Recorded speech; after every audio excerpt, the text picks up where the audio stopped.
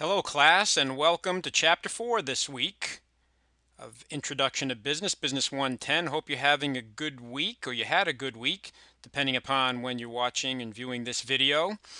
Chapter 4 relates to ethics and social responsibility and behavior.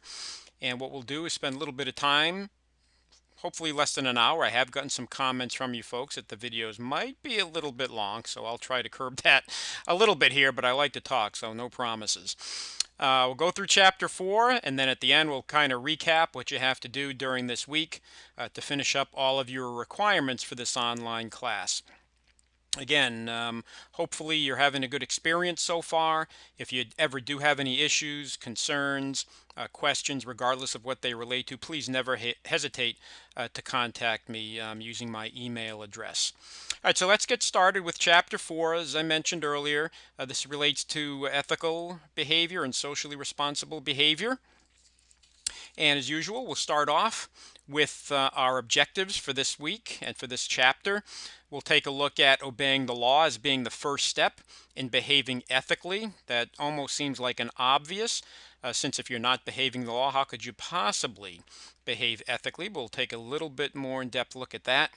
We'll take a look at the 3 questions you should answer when faced with potentially on unethical actions, and we'll try to relate that to something that you may do every day in everyday life as an individual, or in particular as a student. Third, we'll take a look at management's role in setting ethical standards. What role does the management or leadership of the organization play in terms of establishing how the organization, the business, the corporation, regardless of the form of business, in terms of setting standards? Our 4th objectives, we'll look at distinguishing between 2 different types of ethics codes. We'll take a look at what ethics codes are first, and then take a look at the difference between compliance-based and integrity-based ethics codes, and the 6 steps that a company would look at to establish a corporate ethics code. And by corporate ethics code, usually we're talking about something that's written, something that's been approved by the corporate leadership, a board of directors or trustees if it's a corporation, or even in a small business by the one business owner or the partners in a company. From there, we'll take a look at, kind of change course a little bit, and look at social responsibility. And we'll take a look at how corporations are responsible, or should be responsible, to the various stakeholders. You might remember back in Chapter 1, we talked about the various stakeholders that exist for a business. We'll take a look at how corporate and social responsibility compare to those various stakeholders. And finally, we'll take a look at analyzing the role of United States businesses in terms of influencing ethical behavior and social responsibility in the global marketplace. You might remember in Chapter 3, we discussed operating a business and functioning from a corporate standpoint internationally or on a global basis. Tonight, I say tonight because I'm recording at night, but in this particular chapter, we'll be taking a look at relating that to ethics and social responsibility. We'll kind of start off here, or to get us started, we'll take a look at what happens to a business once scandal has hit, and maybe even after, once a scandal has died down, and what happens in the aftermath. You read about these, unfortunately, all the time. There's been periods in history where you've read about it more often, probably in the early part of the last decade, for example. But remember that obeying the law is the first step in behaving ethically. Scandals lately have reared their ugly heads in the real estate business, the mortgage and banking industries. A lot of people blaming the collapse of the economy back around 2007, 8, 9, and really not recovering till slightly after that, particularly when it comes to real estate, on all of the scandals related to the banking industry, giving out loans to individuals, for example, who really didn't qualify.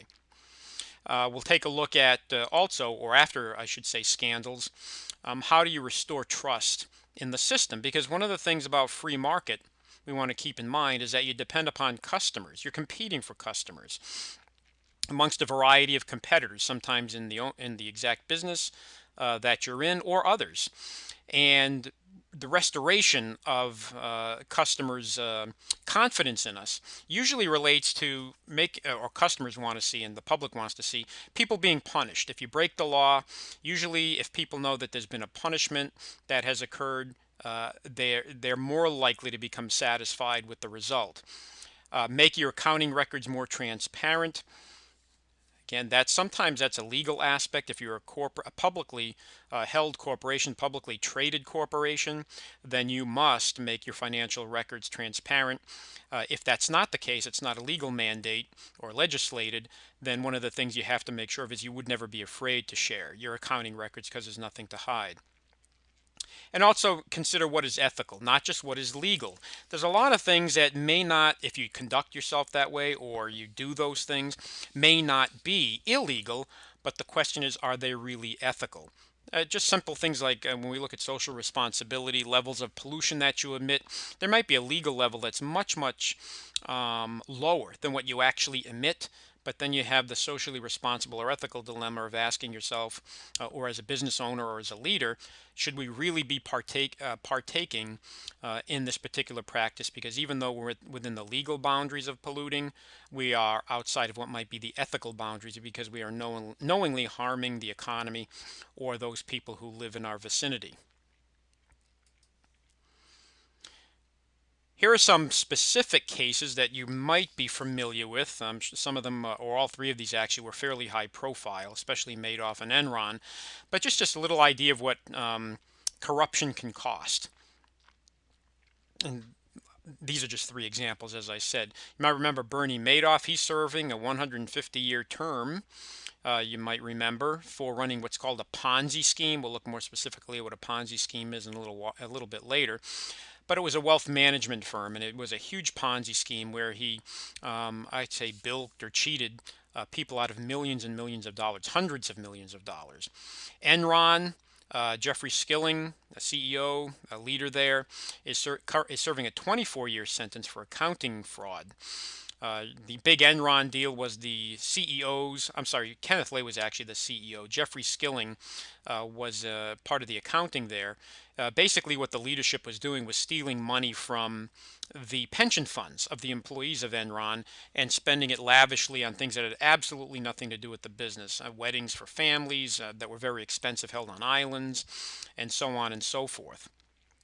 The former CEO, as I mentioned, Kenneth Lay, he passed away. He died before sentencing. And again, Richard Cossey pled guilty, so he was released in October of 2011. But those are just three names. You may not know the names, but you certainly probably remember the company name Enron. Former CEO of WorldCom, Bernie Ebbers, he was convicted of fraud and conspiracy and false filings. What false filings means, it could be a variety of things: false filings of tax returns, false filings of reports, corporate reports or annual reports, so that stockholders were actually making decisions based upon false claims, which could be anything from false statements about the success of the company, the future projections for the company, right on through lying specifically in financial statements, so that people are making decisions as to whether or not to do business with you or buy stocks based upon fraudulent information. Now, the Madoff case was centered around what's called a Ponzi scheme. And just here's a definition of what a Ponzi scheme is. But it's been kind of a term that you hear a lot in the last decade or so to kind of describe a lot of things. But this is specifically what it is: a fraud that's committed through paying returns to existing investors from funds contributed by new investors. What happens is, as you can laugh, new investors come in, and if you owe money to previous investors, you actually use that money to pay them back. The problem is, as time goes on, is if the early investors want to cash out or want their money back, there isn't any money, because what's actually happening is, as time goes on, that money's been paid off to existing investors. So if you're one of the newer ones, you actually will lose out when it comes time for you asking for your dollars. The new investors are promised opportunities that really don't exist. For example, claims for high returns with little or no risk. In other words, if you give me money and I make a claim that I'm going to give you an 8% return on your investment, 8% per year, well, that's a high return on investment in today's marketplace. And what he's saying is, we're not only going to get a high return, but there's no risk. There's no chance of you losing money. And that's very, very rare. There's always some chance of losing money when you make an investment. But what Madoff was promising through his Ponzi scheme is that that risk would be very, very limited, but he was promising a very high return on investment. And the fraudsters, that's the people committing the fraud, in this case, Madoff and the folks who worked with him, they focus on attracting new money to make promised payments. So in other words, they're constantly focusing on bringing new money into the Ponzi scheme because they have to make good on the returns on investments for people who had invested previously.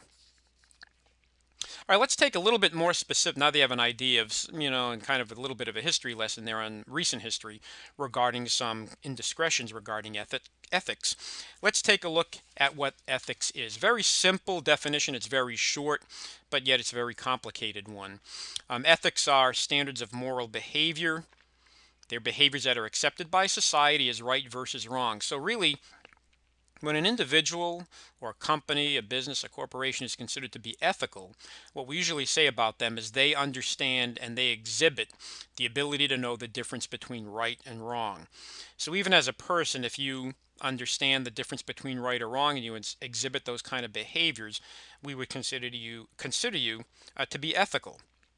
The reputations of American businesses that have really been under assault now for a while due to numerous scandals over the last 10, 20 years, a couple we just looked at, um, really they've been under assault because of ethics and people becoming more familiar with what's ethical and not wanting to tolerate it. Following the law is only one step or the first step in being ethical. Really, ethics is a standard of behavior. It doesn't mean that you're following the law.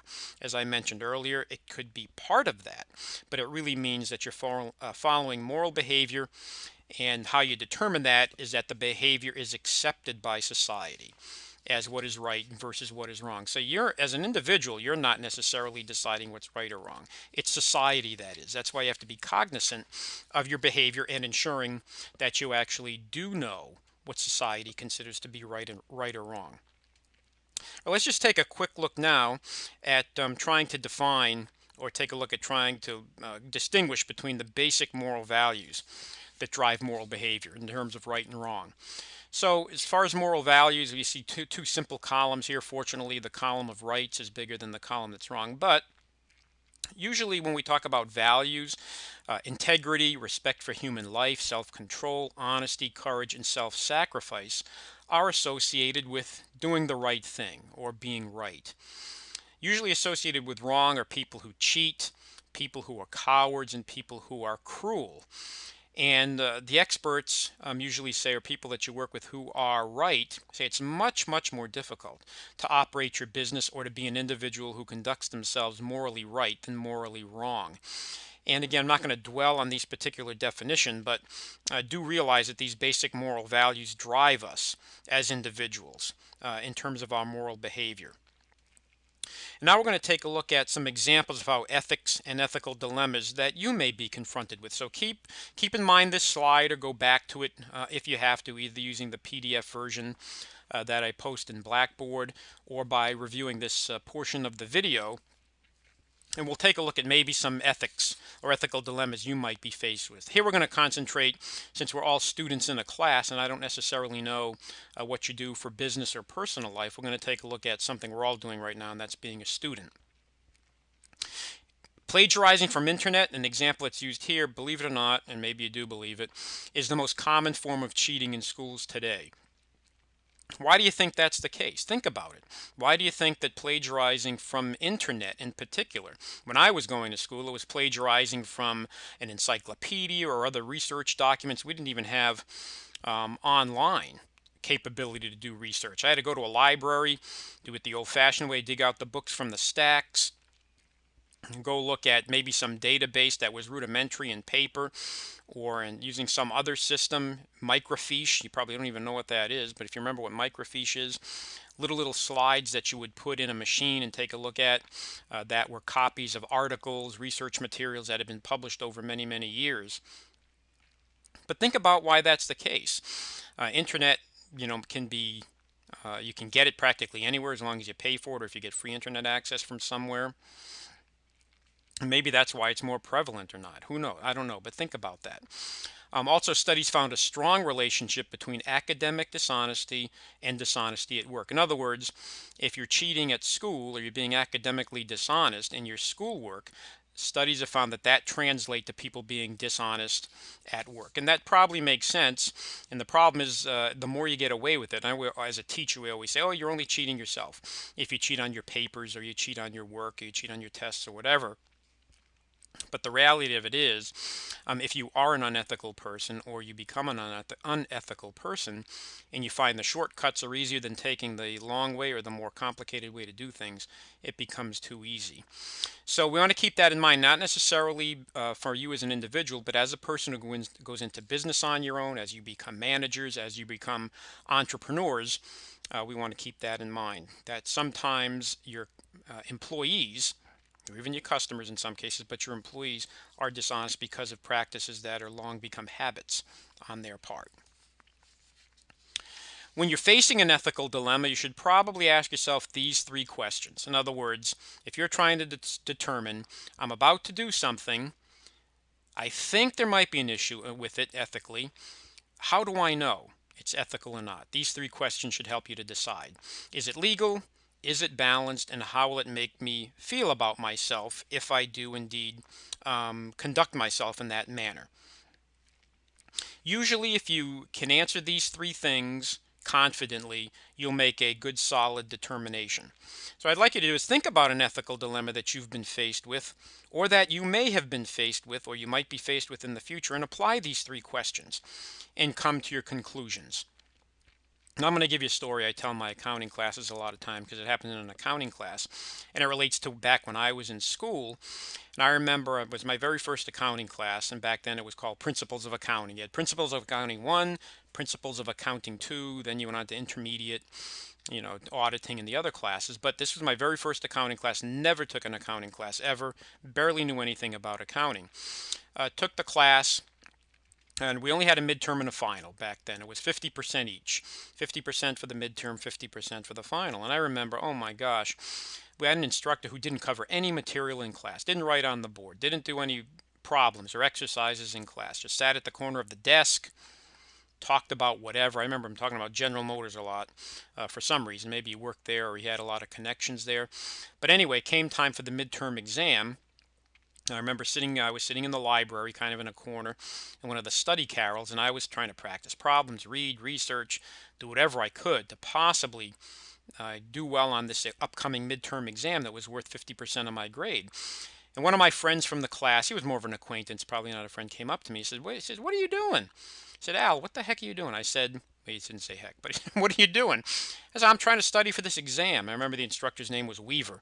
I said, this Weaver, he didn't do anything in class. I don't know what's going on. I'm trying to follow the problems. I'm trying to figure out what I'm doing for this test. It was on half the book.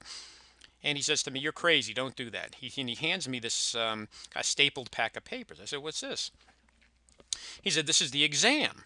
I said, "What do you mean this is the exam?" I was very naive, and this was my first semester of college. I said, What do you mean this is the exam?" He had a copy of the exam we would be taking later that week. He had bought it from one of the fraternities on campus.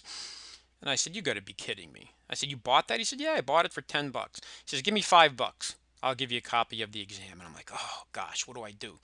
Is it legal? No, it's not. Certainly not legal. Is it balanced? Well, certainly not, because I'm being placed at a competitive advantage. Initially, because it's a class, the instructor, everyone should be on an even playing field. The instructor teaches and the students are assessed. And that assessment is the result of a balance between teaching and learning. But suddenly I was getting a competitive advantage because I had a copy of the test, unbeknownst to the instructor. Because if the instructor knew or cared, they would actually change the exam or do something about it. And finally, how will it make me feel about myself? That was the worst one for me. Is it, that's the one that really triggered me saying, I'm not going to feel so good about this exam. But what I did do, because at that time I wasn't going through these three questions necessarily, I paid the $5 for the copy of the exam, and I remember putting it in the back of the giant accounting textbook I had. And I kept studying, I kept looking at that paper back and forth, back and forth. So I'll just cut to the end of the story. Then you can think about, you don't know me well and you've never met me in person, but I know this story's getting long and I'm going long on the video. Excuse me, I still have my cold. The video, but it's worth telling, I think, is I went, took the exam, and I remember the exact grade I got. I got a 66 on the exam, which was a D. Even back then, it was a D. And the instructor passed back the exams, and I remember before he passed them back, he said the class average on this exam was like an 89. And I'm like, oh my God, I hope I did at least decent. And he passes it back, and he used to throw them on the desk and say, like, Smith, I guess you studied well, you got a 90 or whatever. He drops it on my desk and he says, Tacone 66. He says, I guess you didn't get it. You didn't get the word. And I didn't know what he meant by that, but after he passed back all the exams, he said, I know the word was out on this exam. And he said, I don't care, you're just cheating yourself. And we went on. So what ended up happening is I never looked at the test that I had in advance, which had the answers to it, by the way. And what ended up happening is I got way below average on the test, obviously, because everyone else had it practically. And that's what the instructor comment was related to. I know the word was out on the exam. So he didn't care that the exam was out there. The fraternities had a whole bunch of exams back then. He obviously didn't care. He made it known that he didn't care. But I think maybe his point was, well, you're never going to learn accounting if you just cheat. And I don't care if you get an A, B, C, D, or F in this class. Or how you get it. His idea was, and he was a horrible teacher, don't get me wrong, but his idea was you're going to learn accounting or not learn accounting, and I'm not going to take responsibility for it. So there's just my little, I don't know if I went through these exact three questions in my head at the time, but looking back at it, if I were answering those three questions, that's how I would have. And it would have made me feel horrible. I certainly felt horrible about getting a D on the exam, trust me. But it was a D. I ended up, I think, getting a C in that class. So don't tell any of my accounting students that in my first accounting class I got a C. There's my little story. I'm just asking you to think about some dilemmas you might have been faced with or you might be in the future and see how you might address them. All right, keep in mind ethics do start at the top. You have a responsibility as leadership in an organization to set examples. Employees do tend to conduct themselves as leadership does. So if they find that leadership is unethical, immoral, doesn't care, then the tendency is that the employees or your employees will be the same. Many companies have written codes of ethics, and that's what we're going to take a look at now is what those codes of ethics might entail. They're usually written and they're adopted by the corporation if it's a board of directors, a board of trustees. Even a small business can have them. A lot of businesses will even post them, or they become part of employee handbooks, or in the case of collective bargaining agreements, they get bargained between labor and management. There are two types of ethics codes, compliance-based and integrity-based. The compliance-based emphasizes preventing unlawful behavior by increasing control and by penalizing wrongdoers. So what this means is management is going to have more control than it might if it didn't have an ethics code over what employees do. And if employees do something wrong or in violation of the code, they will be penalized, either through compensation, suspensions. The ultimate penalty obviously would be being fired from the position, could be demotions, could be any one of a number of things. In collective bargaining agreements, it'll usually be spelled out between labor and management what violation of an ethics code would result in. Integrity-based, the company defines its guiding values, and what they do culturally is create an environment that supports ethically sound behavior and a stress shared accountability, or it stresses, I should say, accountability, meaning everybody's responsible for ethics. And if individuals are not ethical, it simply will not be tolerated by the company. So compliance-based is more negotiated, and an integrity-based is more of a cultural aspect of ethics code, which means that you're going to actually establish it through how you act, how you conduct yourselves in terms of management, and with the goal of your employees actually following that code. Some thoughts on how to improve America's business ethics, and there are 6 of these. Here are the first 3. So these are just suggestions, and they're pretty good suggestions. If you follow them, you probably can't go wrong in terms of establishing ethics. A top management should adopt and unconditionally support explicit corporate code of ethics. So the experts would say you should have an explicit corporate code of ethics, meaning it's written, everybody gets it, agrees to it, understands it, and as we said earlier, is penalized for not following it. Employees must understand that your senior management expects all employees to act ethically. It's an expectation, not a I would like you to. Managers and others should be trained. Training is a big part of improving ethical or business ethics in any type of business. Here we're talking about the United States, obviously. We'll talk about global issues a little bit later, but obviously standards of ethics and social responsibility in the United States may be different or quite different from other countries. Managers and others should be trained to consider the implications of all business decisions. In other words, depending upon the type of business, and this varies obviously based upon the type of business, the training is critical to make sure that your employees do, and management does, consider all aspects of decisions before making them to ensure that they are ethical. Many businesses have an ethics office. It may not be an exact person, but it's somebody who's responsible for ethics within the company so that people can communicate anonymously. You might have heard the term whistleblowers. Those are individuals or insiders who report illegal or unethical behavior. In other words, if an employee discovers something unethical is going on within the organization with a person, people, or operations, they have the right to report that to a third party internally, someone who works for the organization, without fear of repercussion, without fear of being fired, ostracized by the business or the business community. We should always involve our outsiders, people who work with us, suppliers, subcontractors, distributors, customers here, so that we are ensuring we are doing business externally with groups that are ethical. Otherwise, if we're not, we are going to be considered to be unethical ourselves. So it's one thing for your business to be unethical, but if you're doing business with companies that are not, or customers or distributors or subcontractors, whoever who are not, that's the same thing as us being unethical. And the ethics code must be enforced. It's impossible to have an ethical corporation and a successful code of ethics unless it's enforced. In other words, having some kind of penalty, some level of repercussion for individuals that do not follow the ethics code.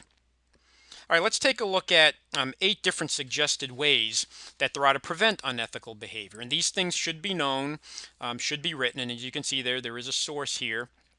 James Gerke, Magnify Leadership and Development. This is from back in November 2008. And here they are. There's 8 of them. Managers must communicate the organization's vision on ethical behavior. They must have a code of ethics, as we've been talking about, one that's written, known, people are trained on. Policies have to be enforced regarding those offenses. In other words, you can't look the other way. And I think there's a recent history with, for example, the National Football League, which has been very high profile. They've been accused with uneven enforcement of some of their policies, particularly when it comes to ethics or moral conduct of its players. They've been coming under scrutiny because sometimes people have viewed the penalties given for less severe acts on the part of players or management to be more than what maybe some of the more serious offenses have been. Ethical responsibility must be taught to all employees, and that means taking the time specifically to have training sessions, part of the orientation, and it also means as time goes on, giving refreshers. It's one thing to have a training session when an employee is hired, but there should be refreshers. In other words, training sessions or at least methods to determine whether or not people still have a good grasp of the policy as time goes on. Here's the last 4. Discussion of ethics should be included in all decision-making processes. In other words, as you're going through your process, regardless of what it is for making decisions, this should be one of the prongs of the decision-making model. Accountability should be taken seriously. Everybody in the organization is held accountable from the top to the bottom. Organizations should act fast when a crisis occurs. If an ethical crisis occurs, the more you let it wait, the more you let it linger, the more difficult it's going to be to explain and the more difficult it's going to be to solve the problem. It's sort of like when you look at crimes when they're committed, and you always hear when you watch these crime shows or dramas, or even the ones that are documentaries or dramatizations, they talk about cold cases. The colder a case gets, the more difficult it is to solve. That means the longer the time goes on without having a case solved, the more unlikely it is that it will be solved. They even give a timeline, for example, 48 hours. If within 48 hours a case isn't solved, it becomes more and more difficult to solve. I think similar is true here, and I've heard this said, that you should take, depending upon the severity of a crisis, in other words, an ethical crisis, so you have to do damage control, publicity, etc., making some kind of statement or some kind of reaction, making some kind of reaction within 48 hours is critical. And employees must know they have to defend and maintain the company's reputation. In other words, everybody is responsible for the company's reputation, not just the ownership or the stockholders in the case of a corporation, or the investors or the top level management of the company. Everybody must be invested. And if you're not invested, employees must know that you'll be separated from the company. In other words, we won't tolerate people who do not defend and maintain the company's reputation by upholding its code of ethics. Now, the next part of this chapter is kind of an offshoot of ethics, and it relates more from a corporate level, and that's social responsibility, or CSR. The level of corporate social responsibility is a level by which a business concerns itself for the welfare of society. In other words, how do we conduct ourselves as business in terms of care, concern for those who are part of the society that we're part of? It's based on a commitment to three things: integrity, fairness, and respect. And that means for our internal constituents as well as our external constituents and those who surround us in the society that we operate. Proponents of corporate social responsibility will also argue that businesses owe their existence to societies. And you might say that it's particularly true in a society like ours, or in an economy like ours. In the United States, it's free enterprise. We depend upon society. Those customers, those people, those other businesses that buy things, products and services from us. If we fail our society, it could be said, or you could look at it being a good argument, that that society should no longer support us and probably won't. And if that's the case, we will surely fail. So if businesses do owe that, and you believe businesses owe that to society, the chances are you'll be fruitful because you are a good social partner. A couple of different types of ways we can go about being corporately socially responsible. I don't know if corporately is a word, but let's say corporate socially responsible. Philanthropy includes charitable donations. In other words, we just simply make cash donations, product donations. We donate something to a charitable organization, whether it be money, products, services, etc. The other way is through corporate social initiatives, which include what we call enhanced forms of corporate philanthropy. In other words, our employees going to a work site. You see a little picture here on the slide of, it looks like employees of a company who are cleaning up an area, or fixing something that's in front of another building. Maybe it's a park, a recreational center. So we donate our time. Sometimes that's called in-kind donations. And if we use our time, our energy, our efforts as individuals to help some kind of social initiative, that's considered a corporate social initiative. It's high profile if you want to be high profile. You see a lot of times corporations will do that, and companies will wear their t-shirts that have their logos on it. Here's another good example where maybe you donate uniforms to a little league team or a football team. I know my son plays flag football, and the companies might donate money for the uniforms, and then on the back of the jerseys is the name of the company that donated. One year, the local Coca-Cola bottler donated, so the back of the jersey had his uniform number, and at the top, rather than his name, it had Coca-Cola on all the jerseys.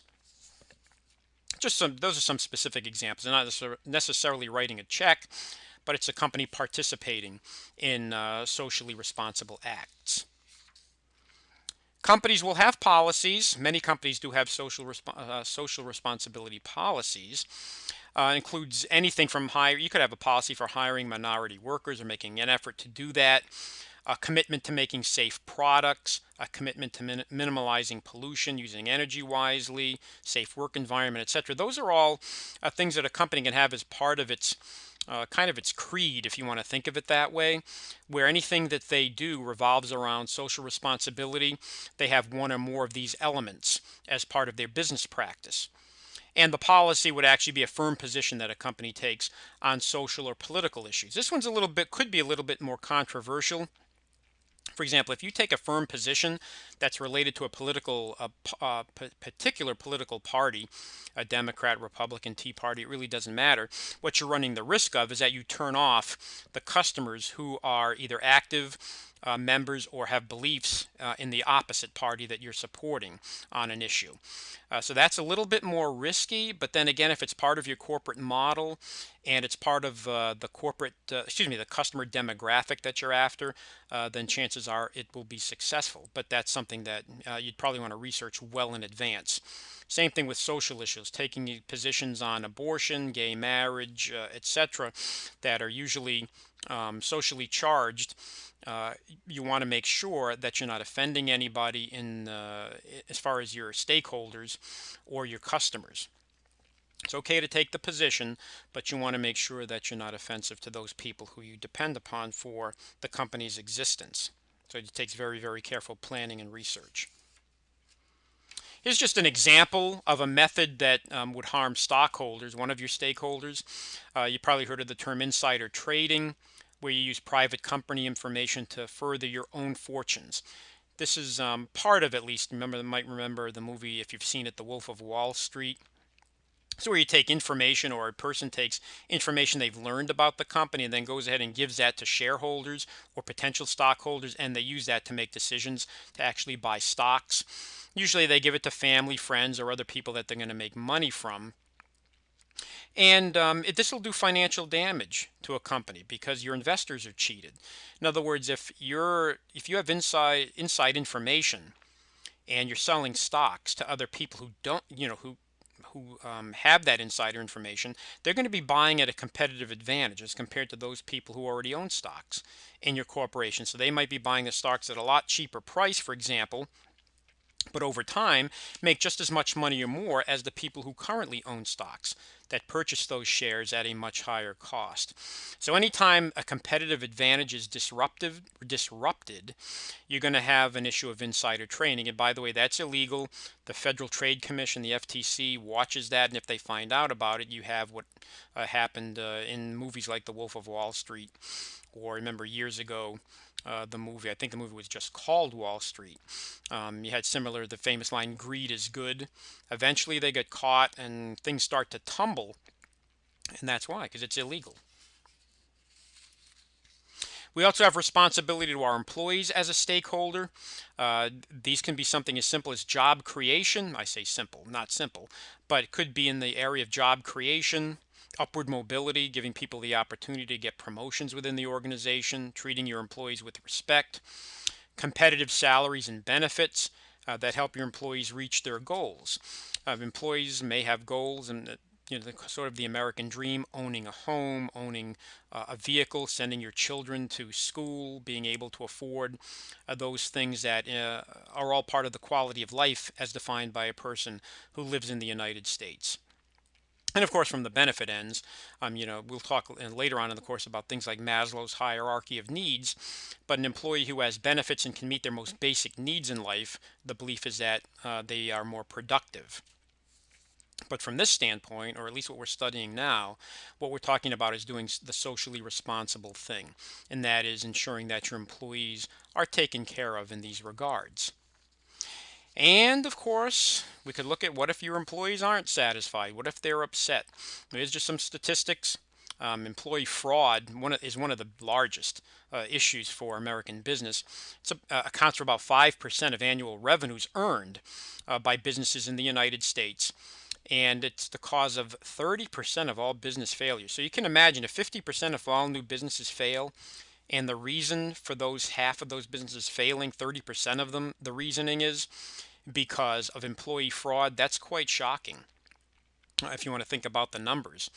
Because your employees, if they're disgruntled, they're not happy, here's just some examples of what they might do to harm your business. They blame mistakes on others, manipulate budgets and expenses, right on down to stealing money.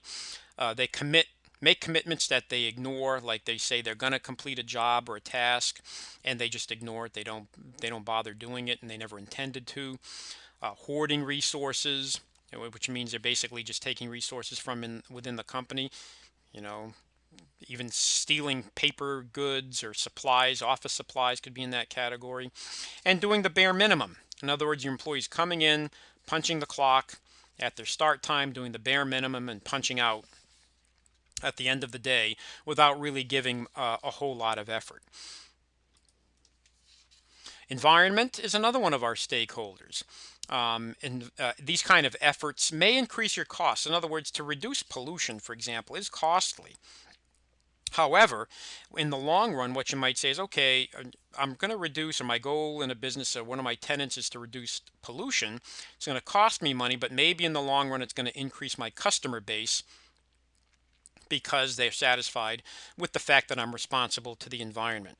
It's also a public relation issue. Customers will tend to buy from environmentally friendly companies. Not all customers. I mean, there is a customer base who will say, I don't care, as long as the price is low, I'll buy it. But you do have to be cognizant. There are some people out there who won't buy your products because they know you're not environmentally friendly. And you can see here a statistic that says by 2030, about 15 or so years from now, as many as 40 million what we call green jobs will be created.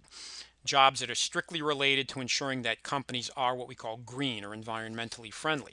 So there's an opportunity you may want to think about as you progress in your studies and you're deciding what type of business you might want to be an entrepreneur in, or what type of business you might want to work for. How does a company ensure they're socially responsible based upon however they've defined that? They can conduct social audits, which is a systematic evaluation of progress towards implementing socially responsible and socially responsive programs. So actually, you do once in a while, you take a look at how are we doing? Are we following what we said we were going to do in terms of our creed related to social responsibility? You have some investors who will be socially conscious. You have research organizations that are external who will be watching what you do, environmentalists who are in the public, certainly union officials who are negotiating collective bargaining agreements with you annually or whenever they're scheduled to be, and very importantly, your customers. Those are 5 different types of what we would call social audit watchdogs. So that if you're not conducting internal audits, social audits, or if you are conducting them and the results are not so good and you ignore them, there are these groups and types of groups that are out there who are going to let you know that. And especially in terms of customers and socially conscious research organizations, they're going to let you know that you're not doing well simply by not buying your products and services. You heard of boycotts and the like, where those groups will tell their members or people who follow them, don't buy products from that company because they're socially irresponsible, and they'll define what that is. So conducting your own audit will let you know what you do, but realize, just like anything else, even with finances, if you're not conducting your own internal audits, there's always entities like the IRS, which is a government agency, who will make sure that you do conduct your internal audits and that you're conducting yourself financially responsibly and legally. And here the same thing would be true with social responsibility. And finally, we'll just take a quick look at international ethics. Um, when we operate or we buy things from international organizations, we want to make sure that those organizations are socially responsible.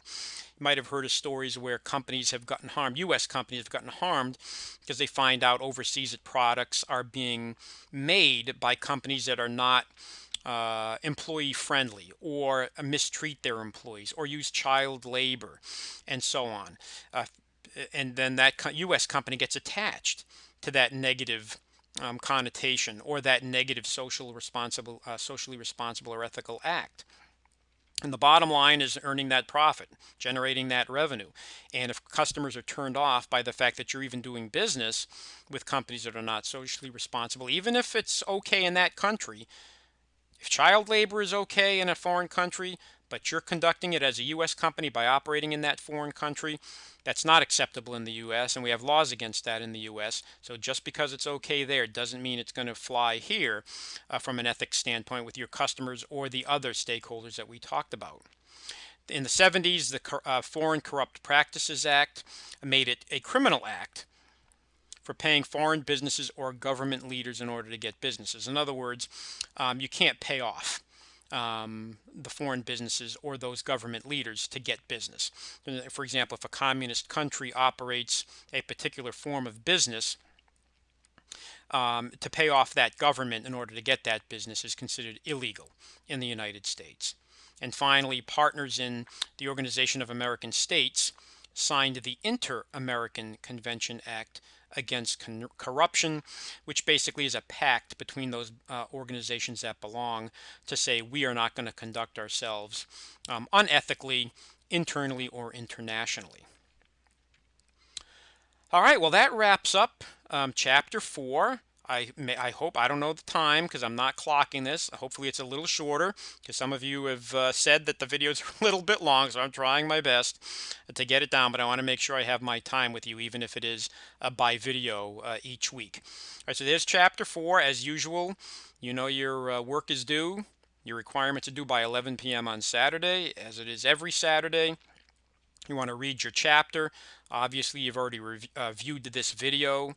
If you're there right now viewing it, I'll also have the PDF version of the PowerPoint posted in the lecture section of Blackboard, just like the videos are under Chapter 4. And then you have your requirements that will be graded for the week as usual. Your discussion board, which is in Blackboard always for this particular chapter, Chapter 4. Then you have your Learn Smart assignment. You also have your chapter applications to complete, your case study to complete, and finally, your critical thinking writing assignment that you complete. Always get me stuff in advance if you want to take a look at it before you post it finally for grading. I'm always happy to do that. Some of you have been doing it by email. I'm more than happy to give you thoughts or ideas. And I also have been doing my best to get into the discussion boards every week and give you feedback and comment. The later they come in, the more difficult it gets. If you're posting late on a Saturday, it gives me little opportunity to do that. However, hopefully you can get them in a little bit earlier if you want my feedback and participation. All right, that's it for Chapter 4. Have a great week. I look forward to reading everything that you have to write this week and all of the other assignments that you submit. So have a great week, and I guess you'll hear from me in the next video.